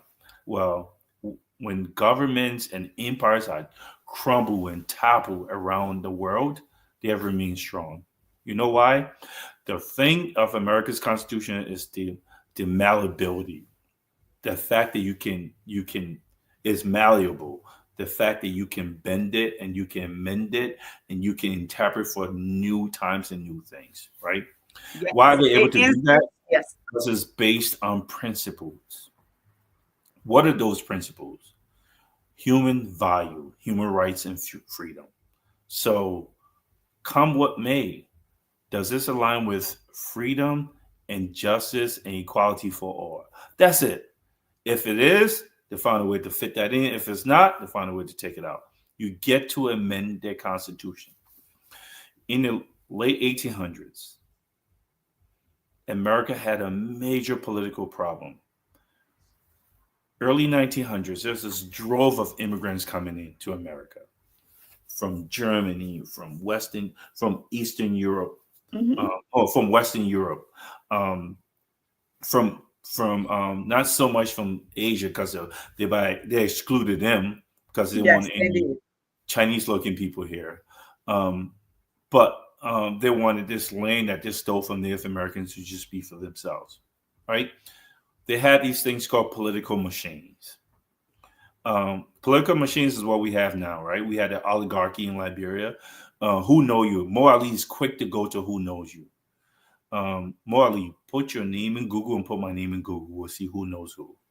He is quick to go to who knows you. Yep. The who knows you group, right? The same reason they kept out Cummings. Just those people in the circle get to have the lion's share of whatever it is we put in our nation. They were called political machines. They will take public funds and pocket it and find a way to do what Mo Ali did, right? Say, oh, this project's going to cost $3 million when the project in actuality only costs $1.5 million. And they would pay people to give them kickbacks, construction workers, all these contractors. Okay. It was called grifting. This happened in America a lot. Second thing was you get people to vote for you, and it was a spoil system. Same thing we have in Liberia now. You vote for me, I get you a government job. And the reason they wanted government jobs because there was no oversight. You could just take money that didn't belong to you. You can literally say, oh yeah, I am going to build a clinic, and they give you the money to build the clinic. You don't build the clinic, or you get really cheap material and you pocket the rest of the money. Oh, I'm going to get trash off the street, and you don't get the trash off the street, or you say it costs this much and you keep that much, right? This is what's going on. It was called political machines, and the people in that circle, only in that circle, got the benefit. The question is, how did America fix it? Because they did to an extent. As bad as you think the system is now, it was way worse. It was just like Liberia in the early 1900s, late 1800s. Here's what they did. First, they came up with civil service exam after a president called Garfield got killed. Right? A guy who wanted a job didn't get a job. You see all these UP guys protesting. They're getting angrier and angrier. It's only year one. Yeah. Someone did something really bad in America because people's like, we were in the streets since 2017. You didn't give us job. You're giving us the same exact thing happened in America to an extent where a guy got a gun and put a bullet in the president's head. Like, these people didn't help you. I helped you and give me a job. You're dead. And after that, McCarthy came in and they changed the system in that For you to get a job, A, you must be qualified, and B, you don't get to remove people who had jobs and just made it a law. You don't get to remove people who had these civil service jobs because a new president came in. That way, it fixed so much. It was no longer on the president. It was no longer on the person who got elected. So the civil service exam was one. The civil service, the fact that you don't get to just remove civil servants, wasn't. They made it apolitical. One fix. The second fix that they did was, since these people who were in government got to make all these rules, they got to create this thing called initiative, where citizens got to make laws. Okay? Through a referendum process. So now citizens, there's not just the legislatures who are making laws, the citizens themselves got to make laws. And the third thing was recall election. We'll go into that at another date. But what America did was, whenever there was a problem, they amended their constitution. That's people's power. When there was slavery in this country, they amended the constitution with the 13th Amendment, saying from now on, the law says you cannot have slaves in the country unless they're criminal. They have to have committed a crime. Black people couldn't vote. 15th Amendment. From now on, black men, you get to vote. Yep. Okay? They're not going to vote.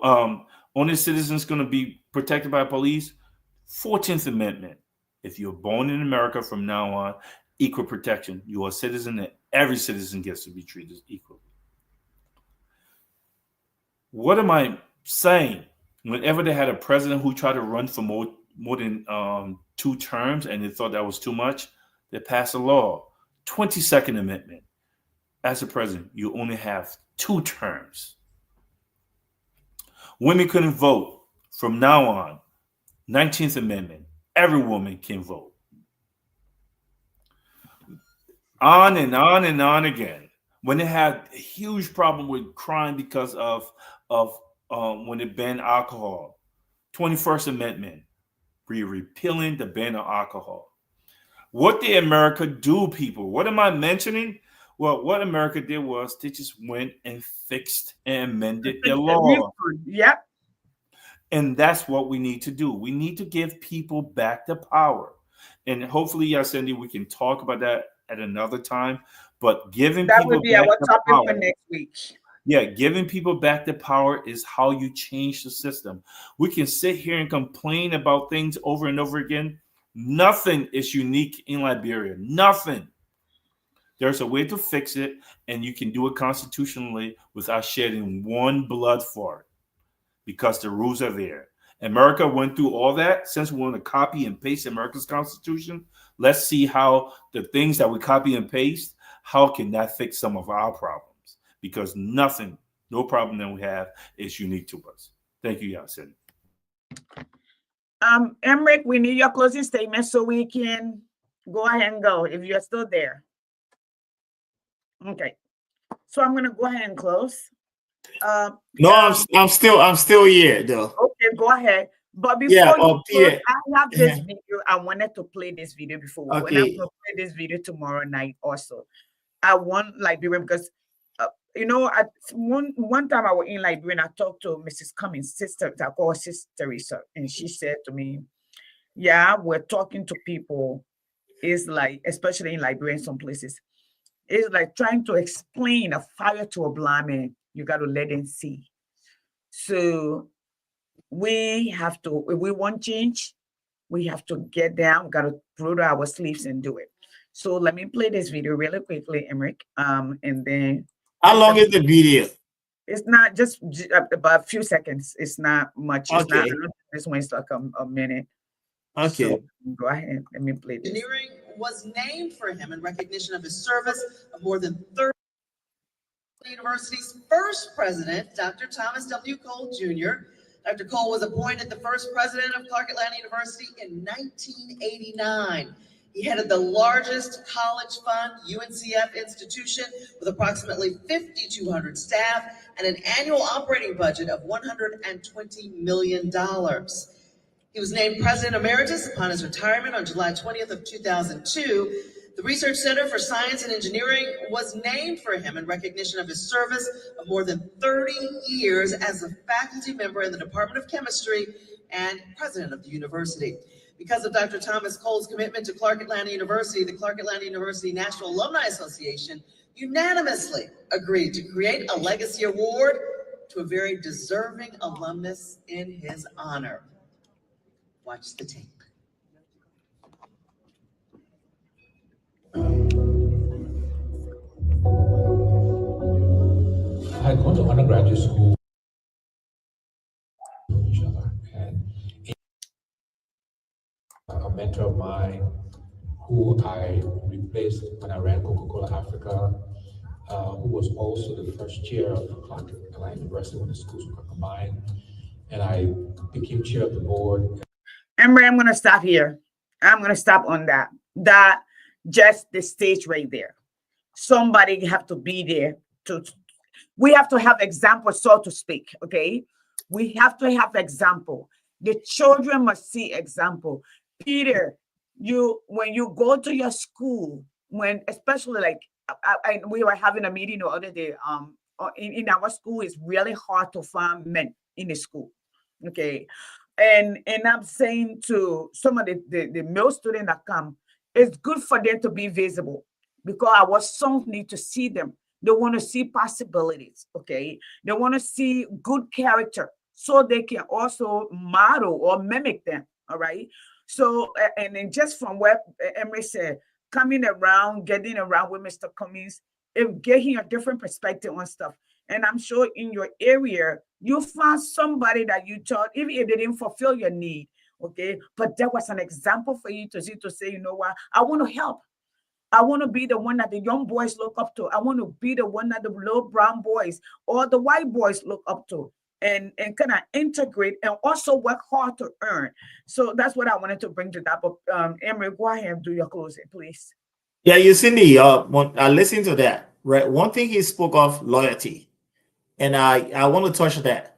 So important. Loyalty, it does not mean that you can disagree. Yes. My loyalty to you, to Peter, I got loyalty to you guys, but trust me, we do disagree. Okay, people don't understand the thing. People think when they say loyalty is to suck up, to be a bootlicker, to do those things. That's not who I am. I have loyalty based on the relationship that we have. That we have a lot of fundamental concerns, issues together. Yes. Okay, yes. But we can still differ. For me, it's not going to break the relationship on things that we differ on. That's when Cummings spoke about loyalty. I want people to understand loyalty. People understand relationship.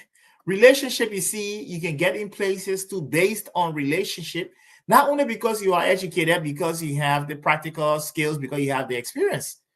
You can have those things if you don't build relationship, right? Because relationship helps to make someone to be comfortable with you, knowing your social skills, your analytical skills, your ethical skills, and all of those things. Relationship brings everything out. So when he talks about relationship, it's very important to build relationships. The whole world is run a relationship. You can be a president in a vacuum and think that you can just come and be able to bring foreign direct investment in your country without having relationships. That is highly improbable. Highly improbable, because no one has a relationship with you to trust their ability to deliver. They would not take the risk if they don't have a relationship with you. So these are all important things. You see, when Cummings was speaking, I listened to him, every point that he touched on, right? Now I understand why he became successful, because of relationship. Relationships, sometimes you may not accept all of the things from the other person, but you have to find a way to work together. That's relationship. Relationship is likeness, right? They're not talking about this likeness. You can have this likeness, but you're going to find the likeness between you and somebody. Some commonality, a connecting point. Yes, that's relationship. So you, Cindy, thank you for having me on. And I say, you know, God, you guys are brilliant people, and you're continuing, Lord. Anytime I find the time to come on. I will tell you, I'm not staying away because of anything, but this is my peak time. I'm very, very busy around this time. Just send from me 9 some to money. I July. will forgive you if I can go shopping. That's all I need. Okay, I'll do that. You're gonna go shopping on Saturday. So thank you, Peter.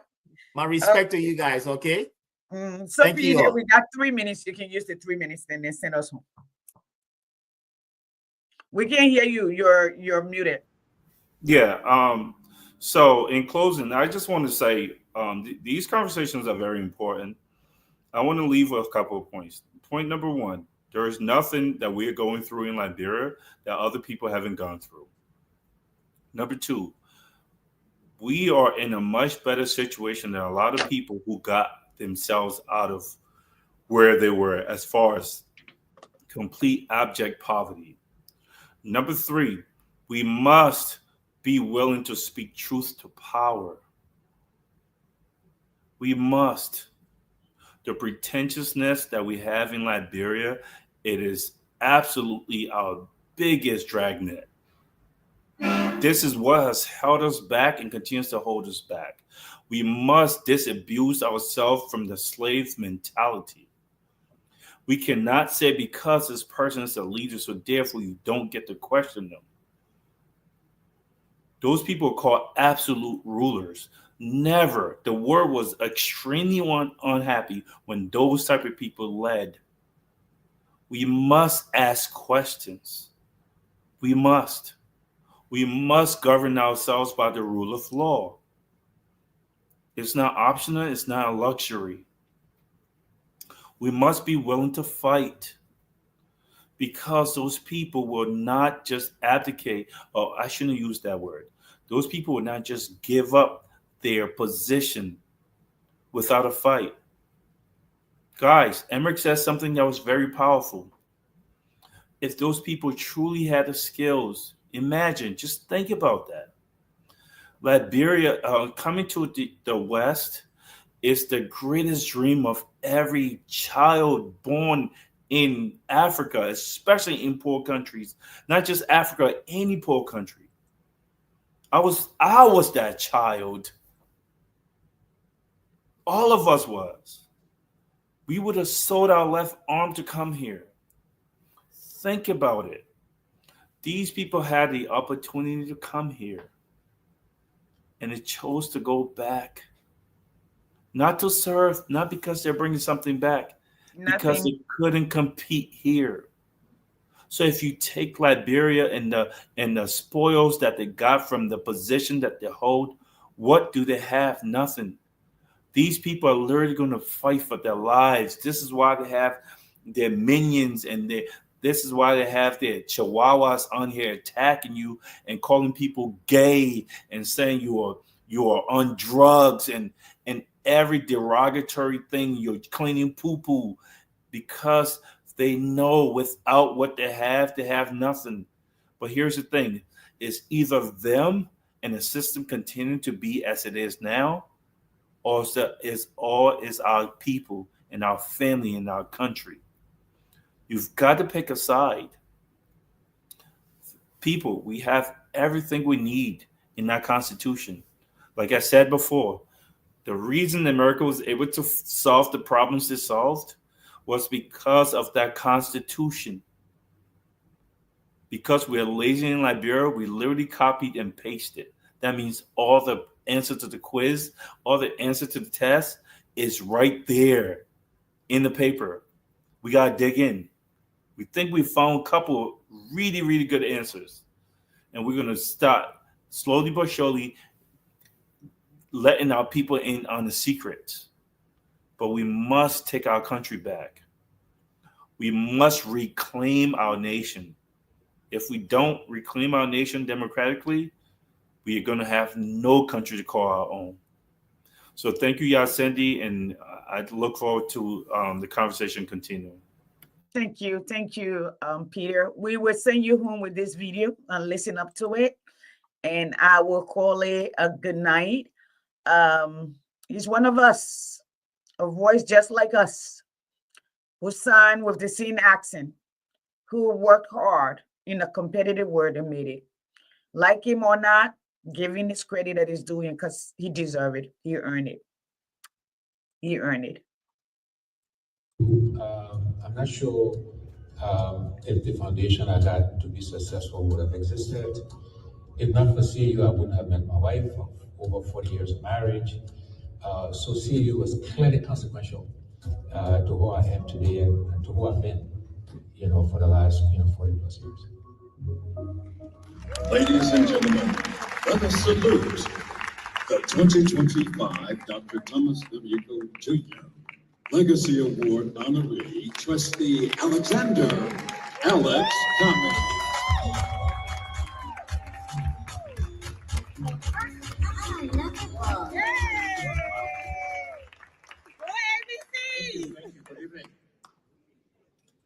I usually describe my life and my life success in 2 words: blessed and grateful.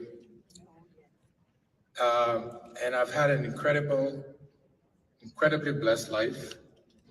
Oftentimes successful people, I think, take too much credit for their success, when most of our success is due to providence and is due to being blessed. I want to acknowledge and thank Clark Atlanta University and the Alumni Association for this recognition, for this acknowledgement. Thank you. I'm humbled and I'm grateful. I want to acknowledge the other honorees tonight. It's an honor to be in your company. Thank you. I also want to thank CAU for another gift and my key blessing, my wife, Teresa. I met Teresa, as you saw in the video, and we've been married for over 40 years. We have 2 wonderful adult kids who we're proud of, Ayo and Boykai. My sisters, my siblings are here tonight, Shanita and Julia. We lost our younger sister a few years ago. I have many friends and supporters here. I want to acknowledge all of them, and thank you for being here, for your belief, for your support. And before I sit down, I want to say a few words to this.